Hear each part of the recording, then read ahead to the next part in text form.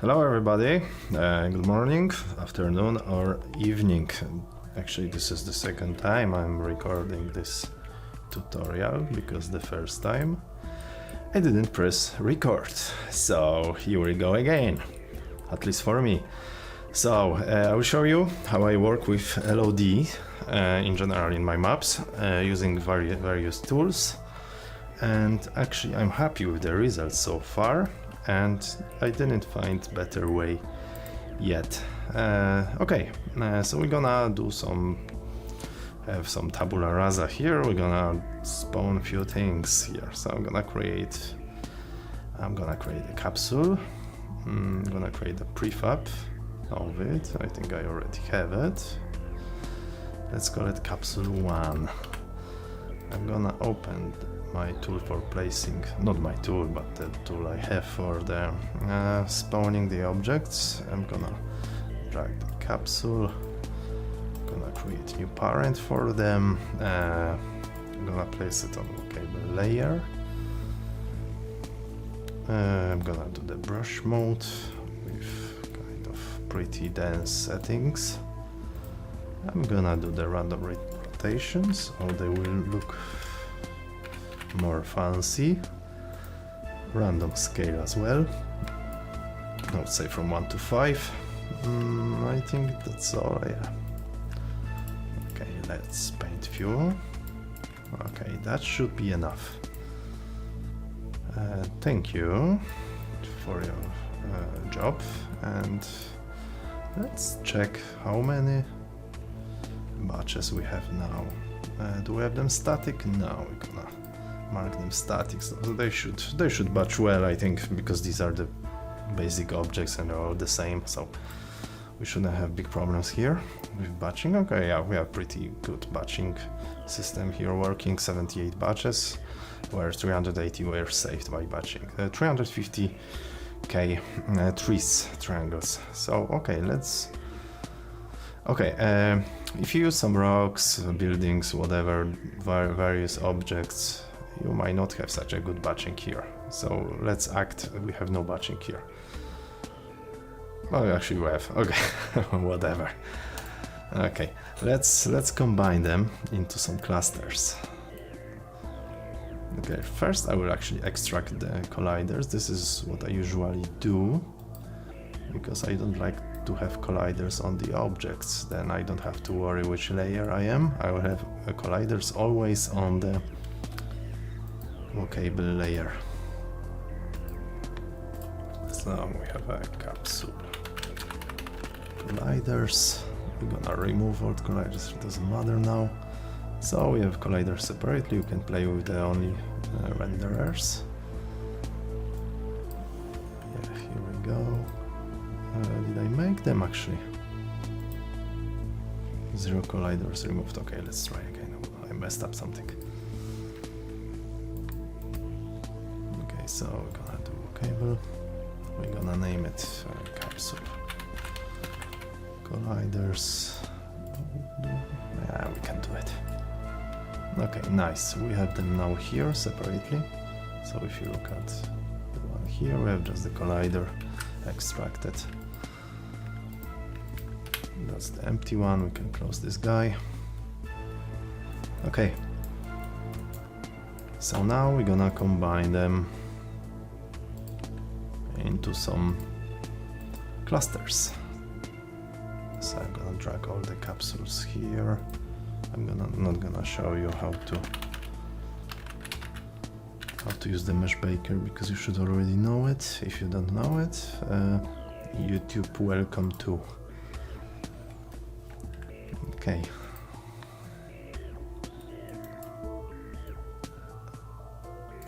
I don't see much on this white, but let's say we have how many? Roughly about 10. Okay, we have about, let's say, okay, we have about 50 meters size clusters. I'm gonna generate UV, but actually we don't need it, because we'll do later. We're gonna do the correct pivot point. This is important one.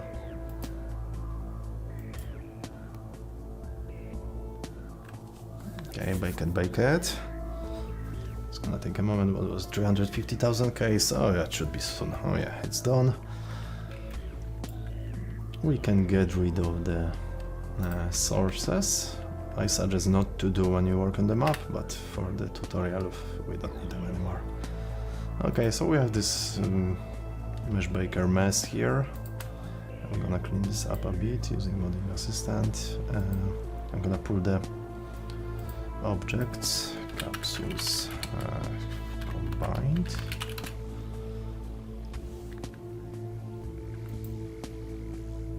Okay, and now, oops,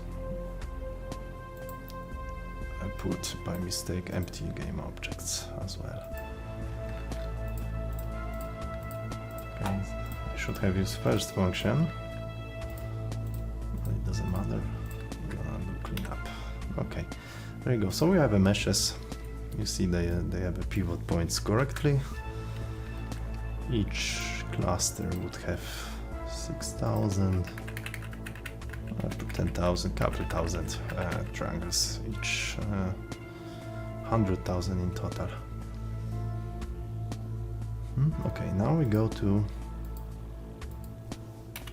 we're gonna create the LODs, Load Generator Helper. It's the script, one of the scripts that comes with the UWDMT. It's a free script, free tool from GitHub. Okay, we're gonna, I can actually explain a few things here. These guys here, this is to protect the UVs. So, for example, if you simplify meshes a lot aggressively, then you will lose the textures correctly. But let's say LOD1 is in the distance. I'm gonna skip it. I usually use the smart link only. Okay, we're not gonna worry about the transition height, screen relative transition height, because we're not gonna use the LOD group Unity default one, which is terrible. Well, actually it's good, but it's kind of problematic. I'll tell you why. I think you know why already. Okay, we're gonna use only the slider, so I'm gonna do some pretty aggressive compression here. I'm gonna do 0.1. I'm gonna create LOD. Let's go to our object, and yeah, it did something. You can see they're switching over. If we go to polycount, we have 6,500 and 800, which is pretty good compression here, and actually the look is still great. You can use as LOD1 actually, but okay, it's not the point now. Okay, let's go back here. I'm gonna destroy what I did with the LOD, and I'm gonna copy this setting. So once you find good settings, you can copy component, and you can paste this component here to the rest. Oops, I'm gonna do it here. So now we have load generator helper everywhere with the same settings. So now we're gonna generate LODs for each of them. Unfortunately, you have to click one by one. I have some script that does do it in one click, but I was too lazy to find it, and there is not many meshes to click, so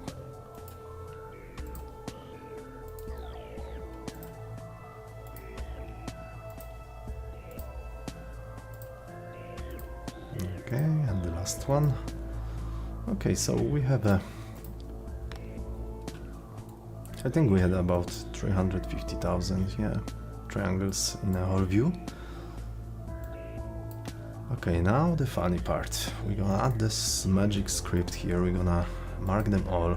Okay, so the main problem with the LOD group is it takes the position of switching from the camera, kind of from the frustum of the camera view. So it's not the distance, basically. This percentage is the how big object is on the camera view. So if you have a big mesh, it's not gonna switch very close. You see, this is the closest we can get with the LOD1 switch.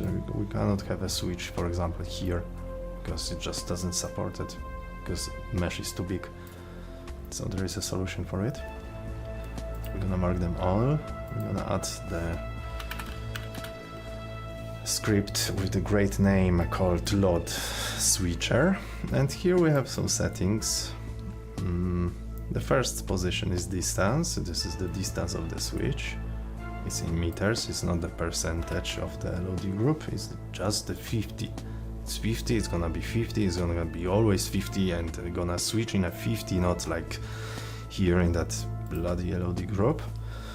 Where, for example, you set up, let's say, I don't know, you set up in your editor here, and you're happy, okay, that's great, they're switching here, I love it. Then you go to Wordust and you find out they switch here or they switch somewhere here, just because the VR view is completely different with that view which we have here. So that's actually pretty useless for us, but we still use it because LOD group has a good, the good thing about it, if you bake the light, it's gonna bake nicely both LODs, so that's why we have to keep it, we have to still keep it, so we have a correct light map on the both LOD groups. If we use only our LOD switcher, we'll have two objects in the same position, and that's gonna that will be mess. So we have to keep LOD group. By the way, about the light baking, if you do the light baking every time, you have to fix your LOD1 after simplifying. So if we go to, I marked them static already. If we go to our shadow mask view, and if we zoom it to our LOD1, you can see that the chessboard is big mess. If you look at the LOD1, this is how it should look like. And that's not gonna bake well. That's gonna be burned, not baked. Okay, well, there is a solution for it. So we go to the LOD tool called Mesh Kit. We can actually park it here. We're gonna mark the parent of our meshes, and we're gonna rebuild the UV, recreate light map UVs. Okay, yes, and now it was asking something. I know what it was. If you use it, I suggest to read it. Okay, it's gonna rebuild our UV on everything. Actually, we didn't have to rebuild the LOD0, but it was easier just to mark the parent. Okay, if you look at the LOD1, it's lovely now. Okay, so the light map will bake well. Okay, so let's go back to topic. Our LOD switch. Yeah, so the good thing about the script as well is, like on most of the scripts except the LOD group, you have a multi-object editing supported. So if you say to them switch in 30, all of them will switch in 30. Okay, so you have to go one by one and adjust positions. Okay, so distance is the place where LOD will switch. Full cool is obviously cooling, so this is where they're gonna disappear. So let's keep 200. Main child. This is in general, this script is prepared to work with the LOD generator helper, that tool that we use to generate LODs. So it finds the meshes according to hierarchy that was created by this tool. So just make sure that your main child, which is the child of this object, is called UMS underscore LOD. So just make sure this is correct, that your LOD0 is level 00, called level 01, so that's fine. If you have something like 01, I had once, I think 01 here, and 02, so just change here 01, 02. Refresh rate is how often script will check distance between you and the mesh. 1 second is pretty okay. No point to call every update function, which is 90 times per second. Okay, oh yeah, if you have, for example, fast moving object on the map like airplanes, if you wanna do the fastest refresh rate, go for it, 0.1 or something. Calculation of the distance between camera and the mesh, it's done through the vector 3 distance. I'm gonna show you. Okay, my Visual Studio crashed. Okay, it doesn't matter. It's the vector 3 distance. This is the function that actually is pretty cheap. Okay, second. Okay, Visual Studio. Froze my computer. Okay, I'm back. Yeah, so we have a we have LODs done, we have clusters done, we have a fixed LOD1 UV chessboard, we have a script load switcher added, we have set up the distance of switching and cooling, we pulled out the colliders outside our meshes, and now we can press play. Oh yeah, the LOD group we keep it on because we need it for light breaking. I think I already mentioned this. The script will disable this LOD group and will take over the control of the switching, so don't worry about it, but it will be done only in a play mode. So you still have a LOD here, don't worry about it, it's gonna switch in a 30. Okay, press play. Okay, we had about I think 80 batches before, roughly, I don't remember, and 300 over trees. Now we have okay, we cooled 200 meters, so we have to go a bit closer. Okay, actually 200 meter was too short. Let's go to 350.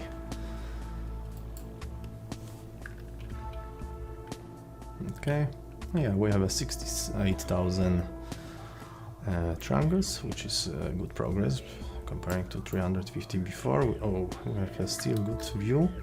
Let's see how they're switching over. They should switch in a 30, so they should switch pretty soon. Oh yeah, see? So the 30 is the distance of the middle from the pivot point. So if you have a cluster which is, let's say, I don't know, 30 in diameter,